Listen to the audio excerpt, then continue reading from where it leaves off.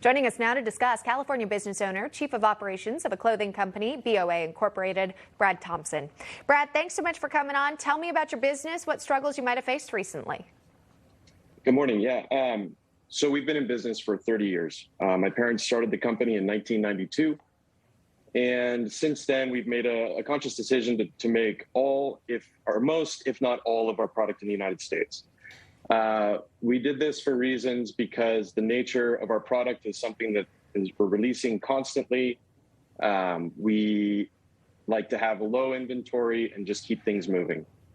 So we had always contracted locally. And when I came back to the business in 2015, I moved all of our production in-house, hired a ton of people, bought a bunch of machinery.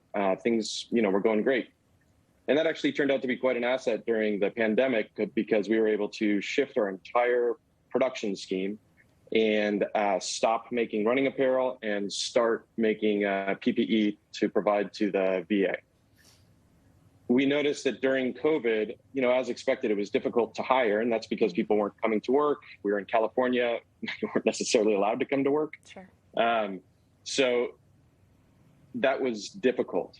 What wasn't expected was that at the end of COVID, we were all expecting, okay, this is going to be great. The lockdowns are done. The mandates are done. Let's all get back to work. I've had ads in the paper for 2-ish years now. And where normally in past businesses that I've owned, I would have to have specific staff just to catch the people coming in to process their applications. I've maybe had 24 applicants in the past 2 years. Wow. My thought was that a lot of that was because people were staying home because they had the stimulus to be able to do so, but that ended in September. Yeah. So now we're looking at a time where when I'm trying to bring people to come in, they're saying, well, I can't afford to come that far. With gas prices. Sure. Yes. So Southern California is based on sprawl. Everybody lives far apart. Nobody lives. We're not a vertical area. We're a flat area.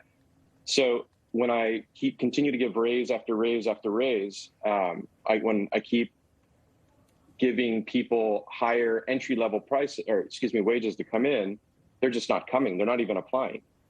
So it's been really difficult. We actually, for the first time in 30 years, we had to start placing production overseas. I'll be traveling overseas next week to go oversee some production that's coming in, not because I want to, not because we're trying to save money, but we simply just can't make the product here anymore. Well, of course, I see the American flag behind you. And what I hear from your company, you wanted to produce right here in the States, but you just can't find the labor force to do so. You're not alone. Other businesses struggling to find employees who are willing to come into the office, by the way, especially with the high cost of gas it takes to actually commute in. Brad Thompson, thanks for coming on, sharing your story. Best of luck to you and your business in the coming